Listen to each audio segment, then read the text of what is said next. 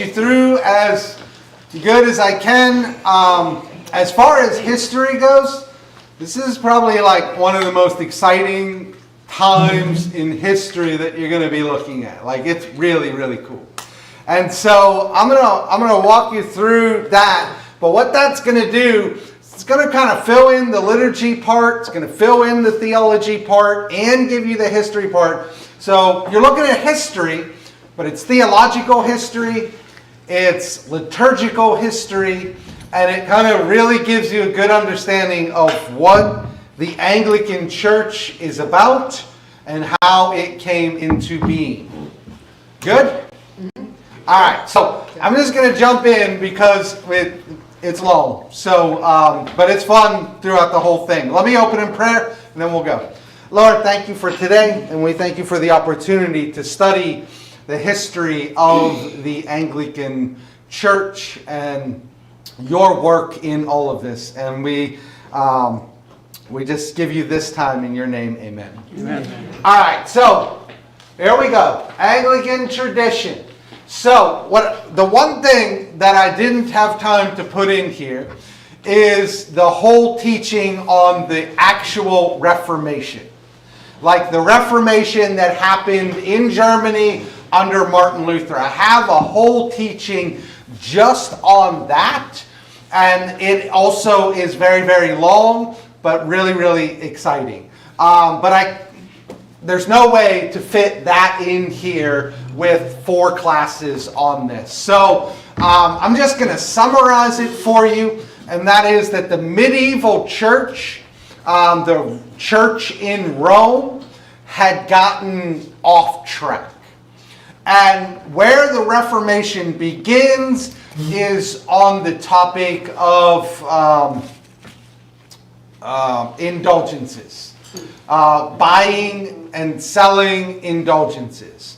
And where the Roman Church runs into problems is that they sent a guy named John Tetzel, who was an indulgent seller, into Martin Luther's area. And Martin Luther threw him out, confronted the church, and it's this long road of bigger issues than indulgences.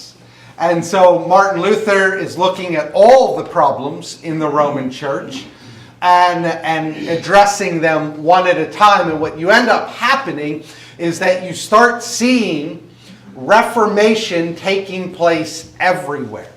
And what it is it's a break from the Roman Church. So you start seeing this taking place over and over and over again. And the reason that you're seeing it after Martin Luther is because he is the only one who confronted the Roman Church and lived to tell about it. So you finally have somebody who pushes back against the Roman Church and they can't kill him. And what it does is it emboldens all of these other people who have the same concerns, but weren't willing to go to death for them. And so now they realize, we can do this. And so what actually starts taking place is all over Europe, you start seeing pockets of Reformation taking place. So I'll give you some names. The first is obviously Martin Luther, and his sidekick, or his main person that he works with, is Philip Melanchthon, and they are working in Wittenberg in Germany. But as a result of that, you've got John Calvin and Theodore Beza working in Switzerland. You've got Martin Bucer and Peter Martyr working in Strasbourg. You've got Zwingli and Bullinger working in Zurich. And these are all reformers. And you're seeing this map right here break away from the Roman Church and enter into full Reformation. They're not doing it anymore. And that's pretty exciting. But there are a couple places where Reformation is not taking place. Any ideas where those are? Spain.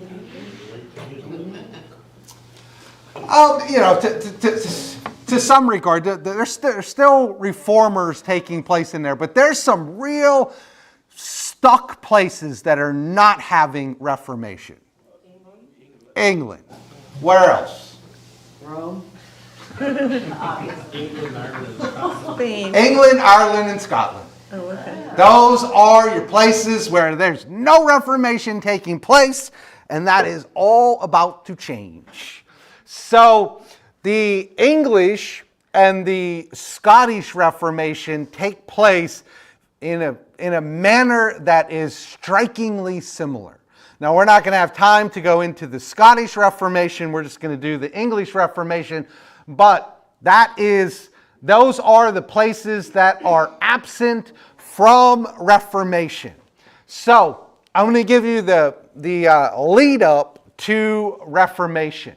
And so, throughout England, all of Luther's books have been banned.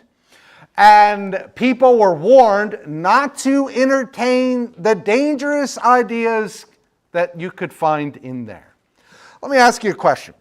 Let's just say that there's a book out, just came out, and I come in and I preach on it and I teach on it and I stand up here and I tell you, whatever you do, do not buy or read that book.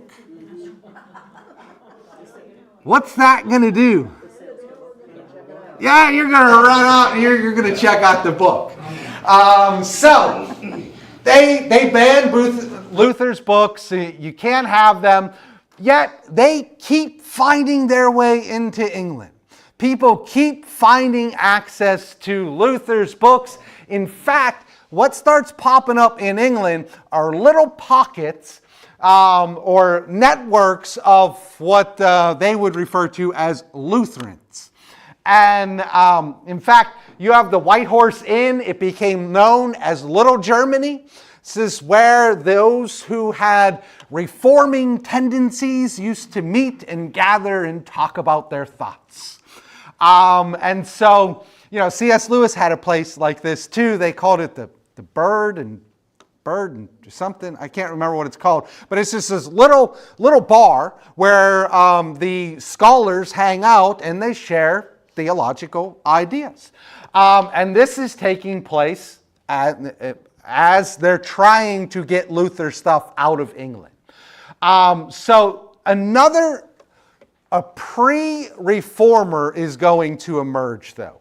And his name is William Tyndale. And I don't know if you're familiar with that name or not, but you probably should be if you're going to be in the Anglican Church, because he's well known. But at the time, he's a little known scholar who tutors children. So he has no standing really. But he was very vocal in his opposition to Rome.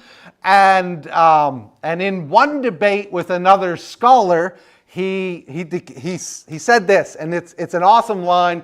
He said, "If God spare my life many years, I will cause a boy that driveth the plow shall know more of the scriptures than thou dost."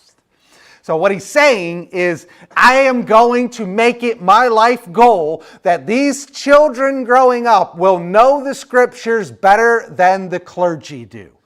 And the thought was he wasn't going to turn them all into scholars, but the idea was the clergy didn't know the scriptures very well at all.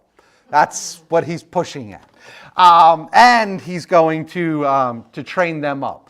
Now, William Tyndale is really important, so we'll circle back to him at various points in the Reformation conversation, but I do want you to remember that quote.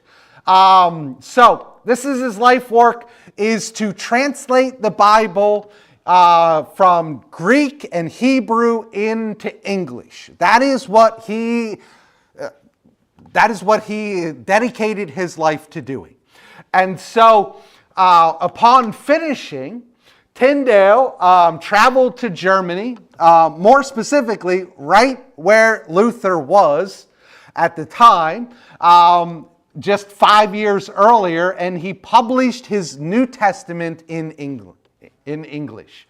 And what he's going to do with that, it's accurate, it's beautiful. People still love it today. You can look this, you can get access to it, which is generally just like copies of it, not the original work, of course, but it's beautiful. And what he does is he gets thousands of copies printed and he starts smuggling them into England in bales of cloth. And his goal is to get as many of these things in there as possible. Because remember, if you are still with Rome, you do not have access to a Bible. This is a tenet of the Reformation. The Reformation, one of the things the Reformation did was it put the Bible in your hands. One of the things Rome wanted was we can tell you what the Bible says. You see any dangers there? You don't need to know what's in there. We'll just tell you what's in there. And so he starts smuggling the Bible in their own language so that the people can have it. And Tyndale got tons of Bibles smuggled in there. The theology is different. So what he's doing is he's not just smuggling Bibles in there, he's smuggling Protestant Reformation theology as well. So some of the significant changes is instead of penance, people are repenting. You repent of your sin. In Rome, you have to do penance for your sin. He's changing the language. Priests were referred to as seniors, not priests. Just like in most churches, they are referred to as what?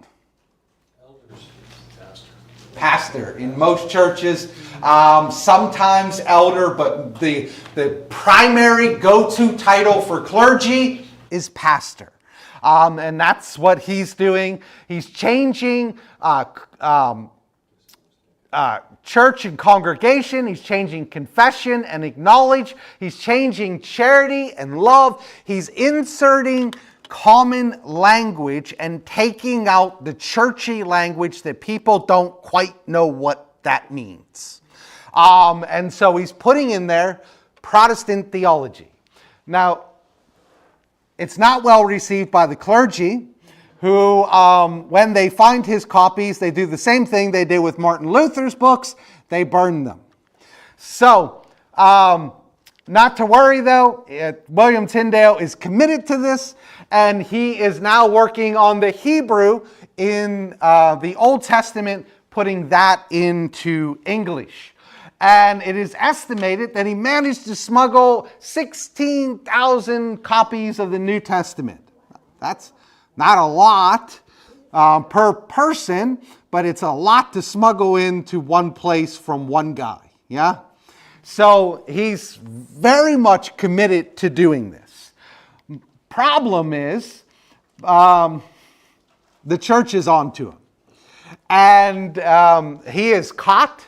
He is sentenced by the King of England, who is Henry VIII. Familiar with Henry VIII? Yeah, you should be.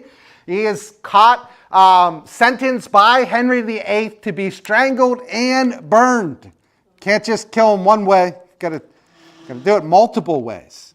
So actually, before Tyndale was a guy named John Wycliffe. And John Wycliffe died in the pulpit preaching. But the Roman church hated him so much that they dug up his bones and burned them. That's how much they hated John Wycliffe. So Tyndale, they're just going to strangle him and burn him and get rid of William Tyndale, and that is the end of Tyndale. But it's not the end of his legacy, and these ideas are going to come back again, so keep them in mind. So this is Tyndale's last immortal words. Lord, open the King of England's eyes. That is his prayer.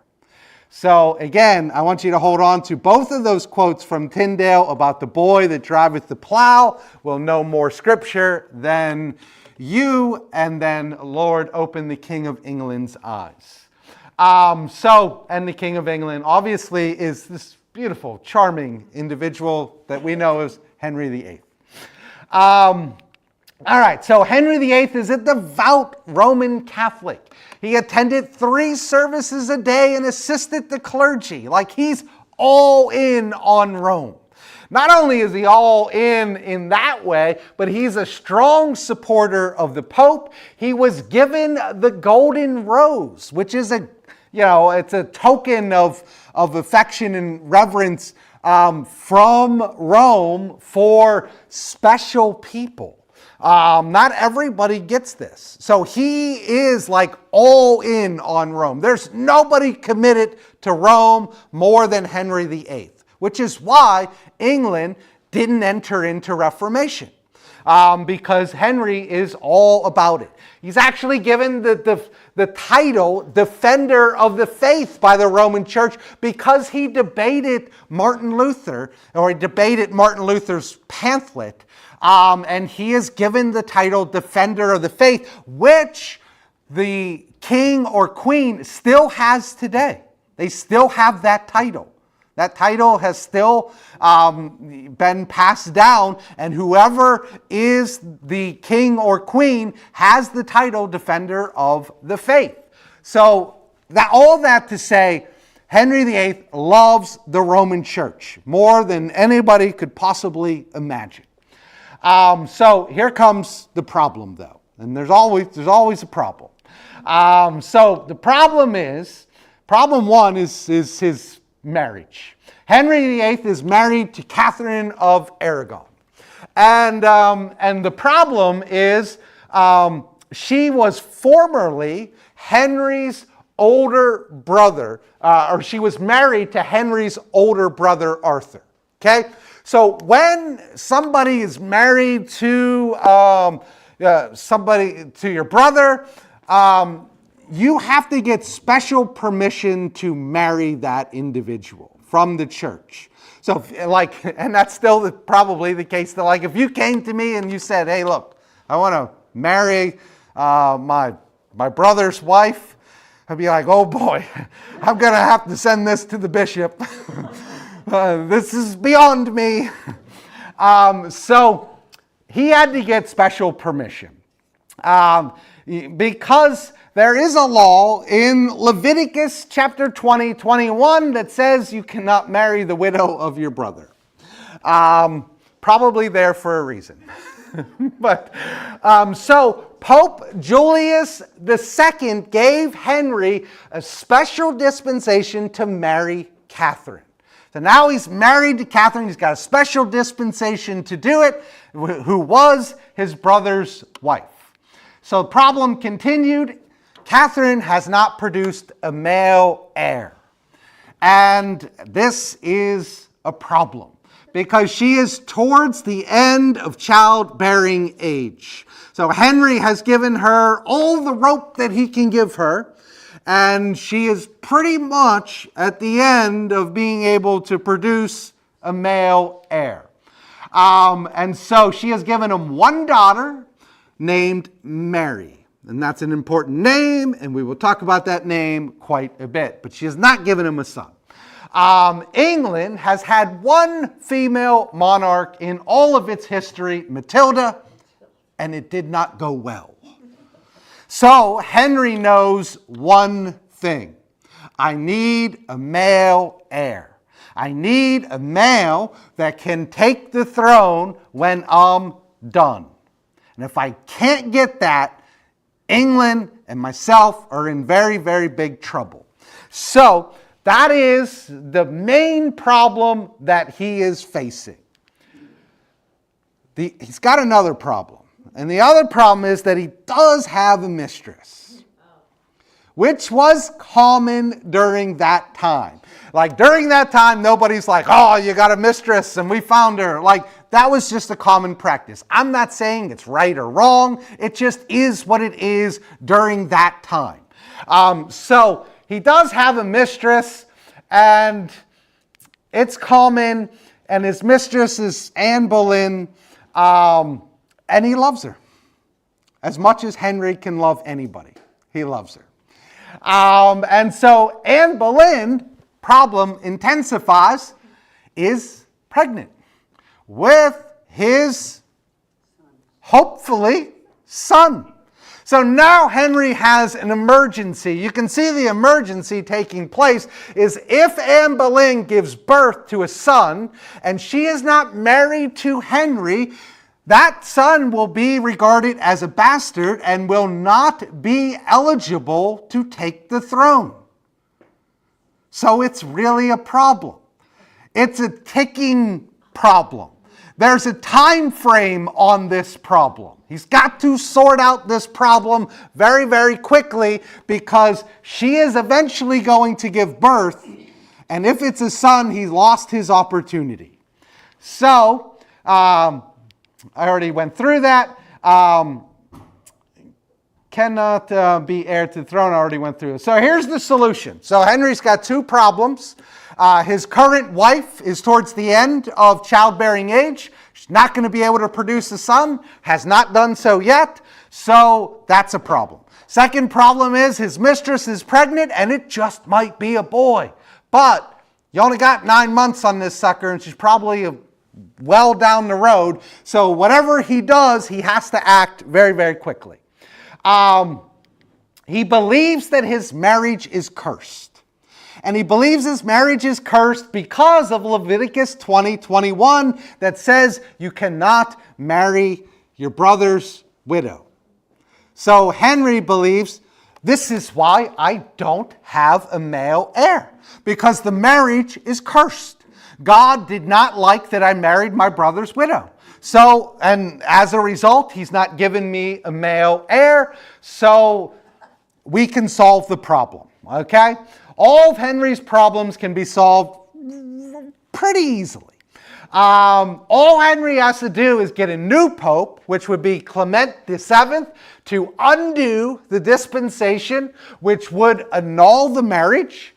Henry leaves Catherine, marries Anne, welcomes his new son into the world, and England gets its next king, right? Like, done. Simple as that. We've got a couple problems. There's a couple problems that exist in here. And the first problem, the small problem, is how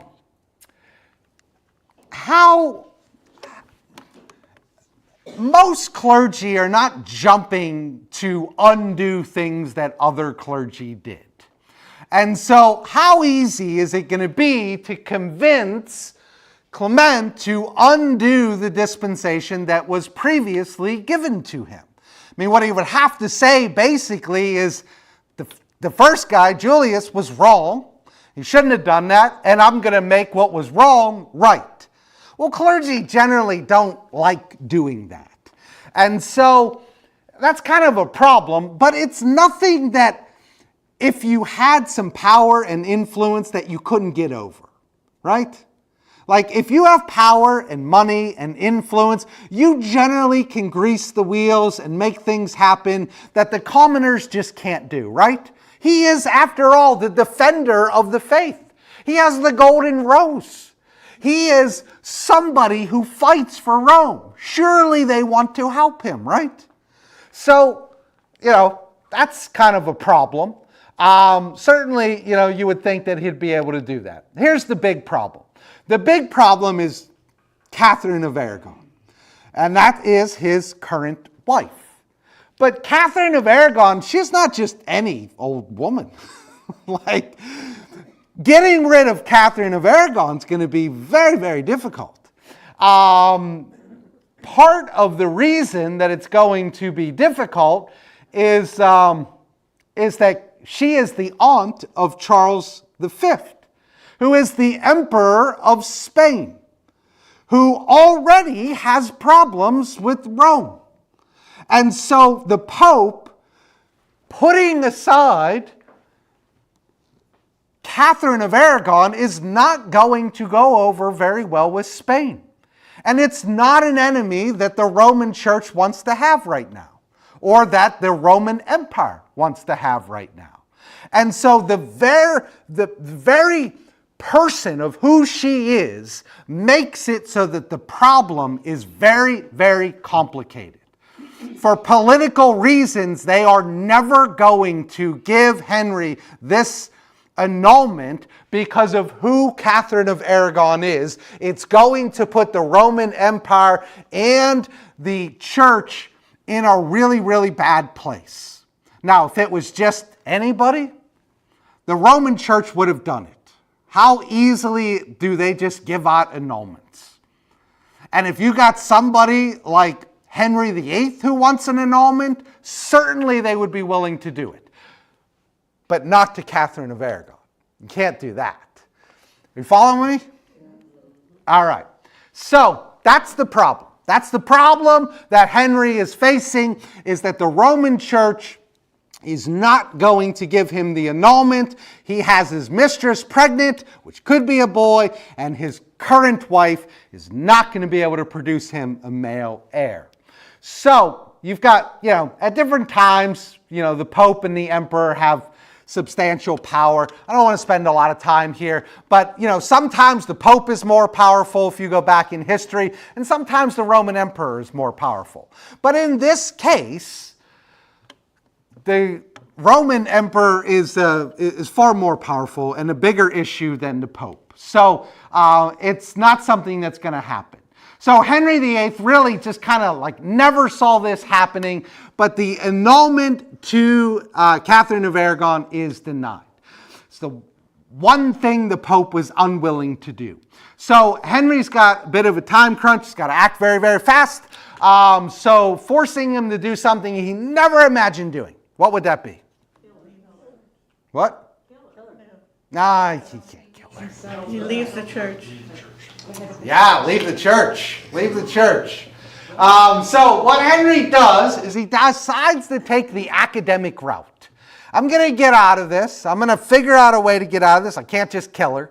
Now, that's not beneath Henry VIII. He has killed several of his wives, but not her.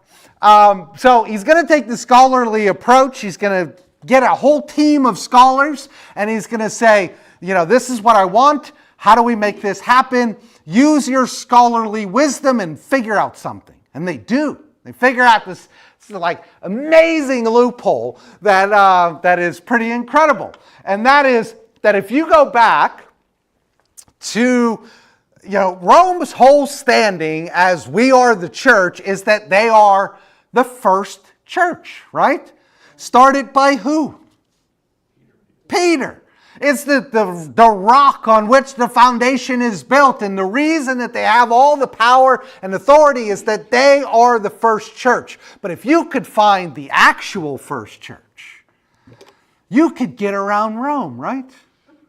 Well, what they found was the first church was actually established by Joseph of Arimathea. If you remember him, he's the one that gave over his tomb. And it was in where? It's in England. So actually, England is the sole authority because they are the first church. Now, this is based on whether you think being the first church matters or not. I don't think that it matters a whole lot, but they did. And what they're trying to prove is that Rome, you don't have any authority over us because we actually have the first church. You're just second among many. You're the first loser. We have the first church. And so what that does is it emboldens Henry to say that Rome no longer has authority over them. Now they do all this in-house. They don't tell Rome this, right? They do all this in-house. Like if I was here and I was like, you know what? Their bishop doesn't have any authority over me. I do what I want to do. And I just tell you all, and I don't tell the actual bishop. And the bishop goes around thinking that, well, I have ecclesiastical authority over that guy down there in Holy Apostles. But I'm like, nah, you don't have any authority over me. Eventually it's going to come out, right? Especially since we live stream these. It will eventually come out. And the bishop's like, what's he talking about? So they do all this in-house, but eventually it's going to come out. How do you think that it comes out?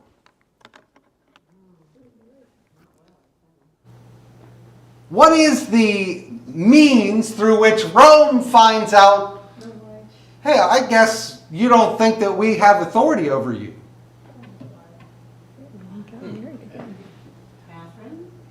When in doubt, always follow the money. So here we go.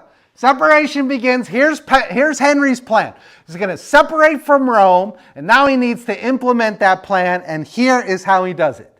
First, in 1532, 1533, Henry made several small moves that are going to slowly open up the door to independence. And here are the moves. First of all, he secretly marries Anne Boleyn. I don't care. You don't have to annul my marriage. I annul my own marriage. And I am going to marry my new wife, Anne Boleyn.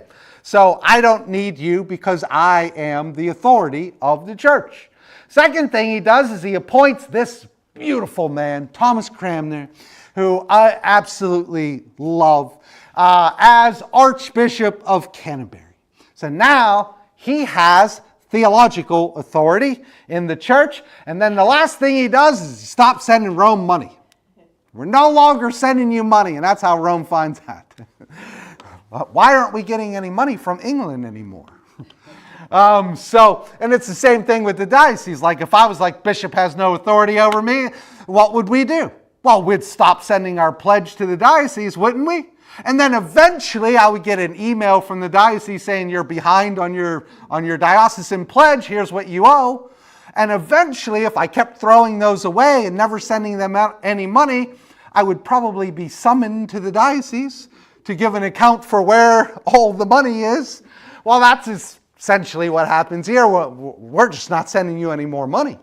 And that kind of cues him in. Now, the big move that Henry's going to make is in 1534, he's going to throw the doors wide open with the Act of Supremacy, in which Henry VIII is declared as the authority of the Church of England, meaning Rome is not the authority anymore. And this certainly clued in Rome if they didn't know already. So Henry VIII is going to just completely walk away, and now, who's the authority? Henry. And that still stands today, right? The monarchs in England are the ecclesiastical authority. Now they have other people, just like Henry has Thomas Cranmer, but they have authority. It's not separation of church and state like it is here, right? In fact, that's a large part of our founding of our country, right? We don't want to be under religious oppression, and we're not going to deal with this anymore. So they still have this today, but it starts here. So England finally joins the Reformation. Now, is it a good reason that we joined the Reformation?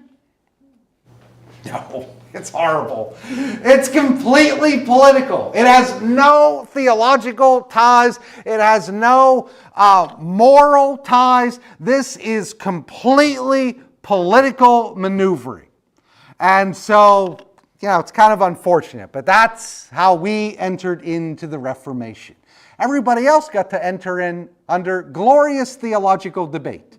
We entered in under our king wanted a divorce. It's a little problematic. In fact, I didn't grow up in the church, and my best friend growing up was Roman Catholic, and they went to church all the time, but I didn't really go to church. And when I became a Christian, it was in the Episcopal Church. And I told my friend, hey, look, I'm a Christian, just, like you, we're the same. And his response was, didn't you join the church that got its founding because the people wanted a divorce? And I didn't know anything about it. I'm like, surely that's not true. Yeah, it is. It's sad. Or did they? They kind of entered into the Reformation. But in the Church of England walked away from Rome and walked away from the Pope as the authority. But Henry made it clear that there were to be no doctrinal changes. We are not entering into the Reformation of Martin Luther or John Calvin or Beza or any of these people. We are simply separating from Rome, but everything else stays the same. He made it very, very clear. So, everything stays the same. No doctrinal changes. And that's kind of how it was. It's a political reformation, not a theological reformation, which will change, and it does get very, very cool, but at the beginning part, it starts because he wants a divorce. So Henry got what he wanted. He got the annulment, but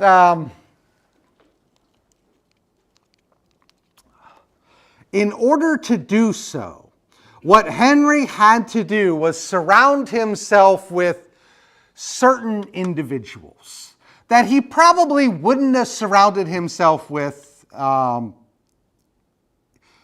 otherwise.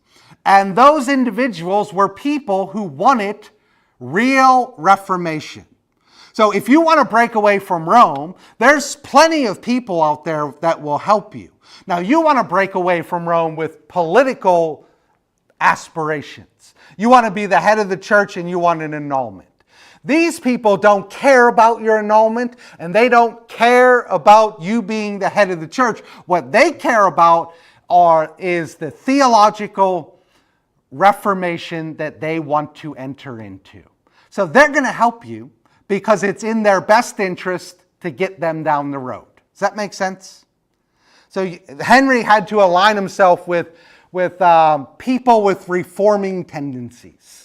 For example, Thomas Cranmer. When he appointed Thomas Cranmer is in Germany. Where did the Reformation start? In Germany. So Thomas Cranmer, when he's appointed to be Archbishop of Canterbury, is in Germany at the time, and he is being influenced by German theology greatly. And they bring Thomas Cranmer back. Now, when Thomas Cranmer comes back, he comes back and, it's kind of strange because he goes to Germany with kind of like a knapsack and a bag, and that's kind of it. But he comes back with the bag and the knapsack, but now he travels around with a wooden box sometimes. And if you heard this before, don't answer. What's in the box?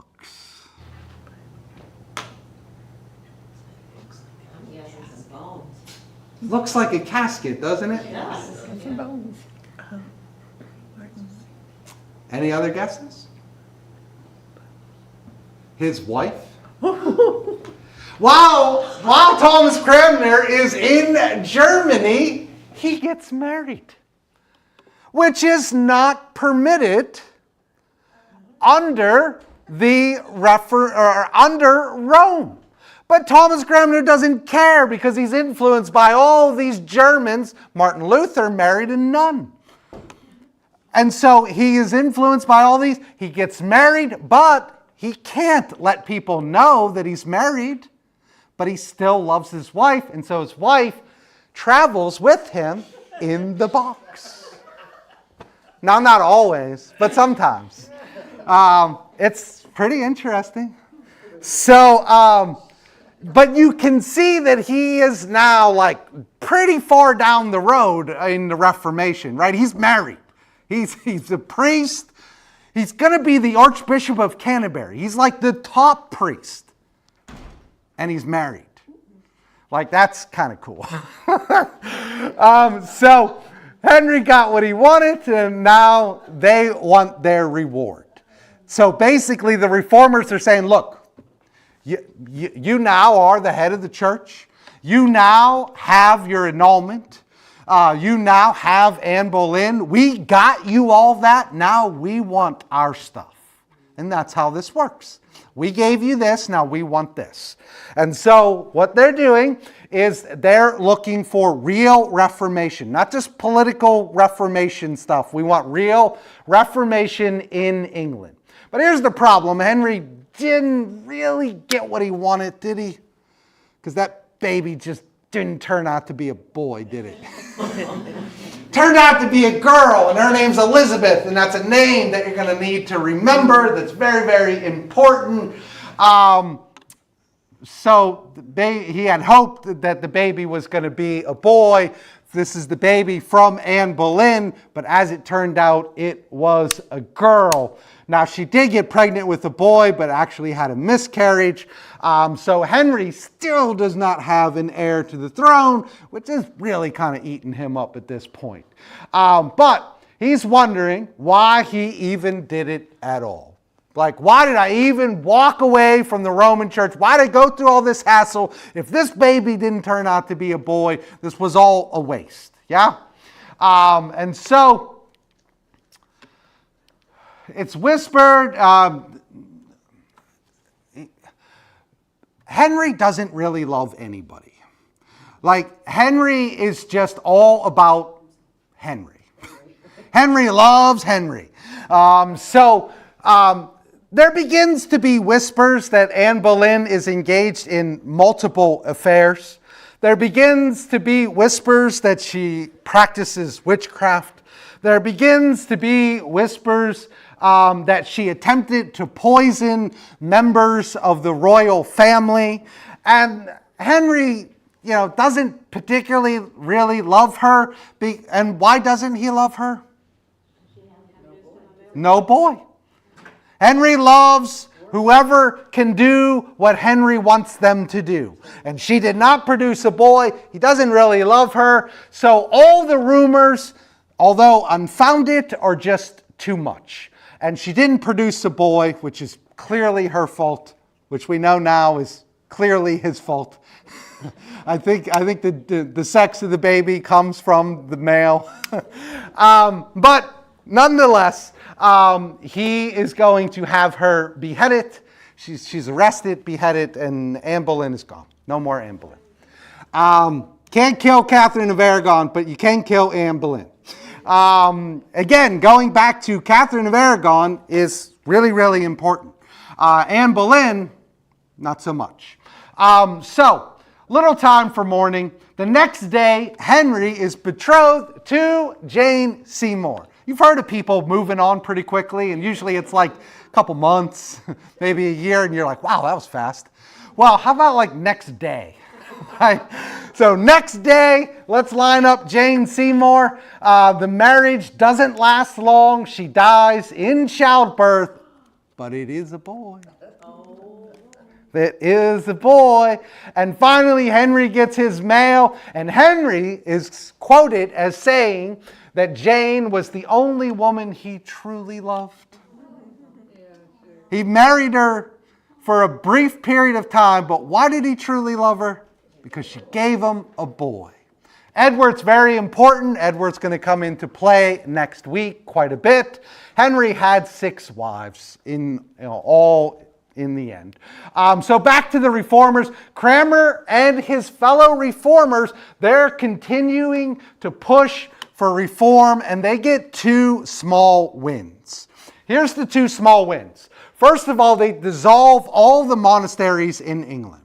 So all the monasteries that exist in England, they get rid of all of them. And you might think to yourselves, well, that sounds terrible. Monasteries are very nice and pleasant places. They weren't. They were horrible. They were sexual dens of horribleness. The things that took place in the monasteries should never take place anywhere. They were drunk all the time.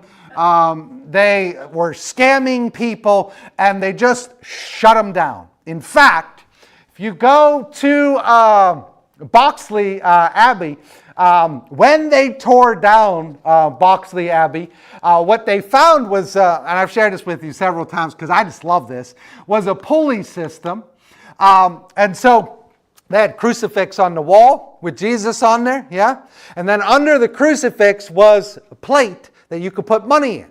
You could give to the church. And if you gave to the church, Jesus would do a little dance on the crucifix for you. And it was a way to let you know that Jesus was pleased with you. And when they tore down the monastery, what they found was a pulley system. There are monks back there like this, and the crucifix is going like this, and the people are like, wow, Jesus really knows that I've given to him. It's just gross. Like all the stuff that they were doing in there was gross. So they got a victory. They sell all the stuff. Now, why did Henry do it? Money. Well, we like money. So Henry's doing it for selfish reasons, but the reformers want to do it because they want those monasteries out of here. They're horrible places. The second victory that they get is significant, and that is that the English Bible, one English Bible is installed in every church, and 6 were placed at the cathedral. This is 2 years after William Tyndale was burned at the stake for bringing that very Bible into England. Now, that very Bible is put in churches by the very king that burned him at the stake. And you remember the quote, "Lord, open the eyes of Henry VIII." That's pretty cool. That's really cool history there. So, 2 years later, Henry VIII puts the Bibles in the pews. I'm going to finish on this slide because we are... Moving Walk is nearing its end, I guess. All right, so another wife, Thomas Cromwell, who's very well known. He has strong reforming tendencies. I like Thomas Cromwell. He is trying to usher in the Reformation. And what he's going to do is he's going to set Henry up with a Lutheran princess named Anne Cleves. Why did he pick a Lutheran princess?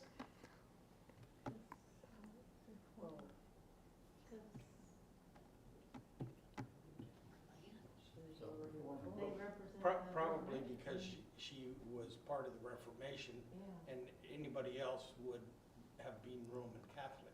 She's got Lutheran tendencies. She's got Lutheran theology. And everybody knows that husbands are strongly influenced by the women that they love. And so, why not set up Henry with a woman that can influence him with Lutheran theology? So he does. He sets her up with Anne of Cleves. Henry was repulsed by Anne. He referred to her as the Flanders mare. He hated her. So this kind of backfired. He did marry her, but he never consummated the marriage. And he immediately had it annulled. Now, if you are a guy like Thomas Cromwell, and you set up the King of England with the Lutheran princess, and he hates the Lutheran princess, what do you think happened to Thomas Cromwell? He ain't around no more. He lost his head. Thomas Cromwell paid for it with his head. So the end of Thomas Cromwell, he didn't want anything to do with Anne Cleves. So that is fourth marriage. Maybe we have time to do one more. So Henry met Catherine Howard. She was beautiful, young, smart, everything Henry could ever want in a human being, but not too smart, because she was caught cheating on him. And you don't cheat on Henry VIII. I mean, all you got to do is go back and look at the history of people who have crossed Henry VIII and realize that this is not a man that you want to mess with. And so she paid for it with her head. He loves taking people's heads off. Last wife. We're going to end on the last wife right here. Last wife is Catherine Parr, and she is the lucky wife because she outlives Henry VIII. Henry VIII dies before Catherine Parr.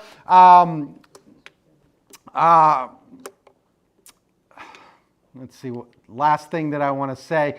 Henry did a couple things that were weird, and this is going to bring us into the last slide, or the slides for next week, is he allowed Catherine and the reformers to take a place that no one imagined that he would.